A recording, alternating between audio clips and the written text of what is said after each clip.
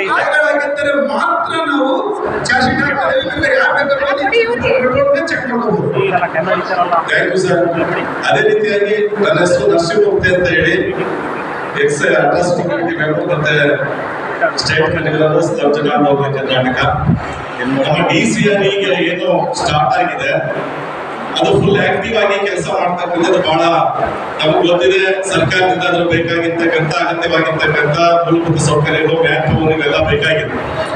ಆಮೇಲೆ ಇರ್ತಕ್ಕಂಥ DYSP ಸಾಹೇಬರು ಒಂದು ಕೇಸ್ ನಲ್ಲಿ ಸ್ಪೆಸಿಫಿಕ್ ಆಗಿ ಶೈಲಜಾ ಅಂತ ಕೇಸ್ ನಲ್ಲಿ ಹೈಕೋರ್ಟ್ ನಲ್ಲಿ ಇಲ್ಲಿ ಡಿಸ್ಟ್ರಿಕ್ಟ್ ಕೋರ್ಟ್ ನಲ್ಲಿ ರಿಜೆಕ್ಟ್ ಆಗ್ತಕ್ಕಂಥದ್ದು ಕೌಂಟರ್ ಕೇಸ್ ಆಗುತ್ತೆ.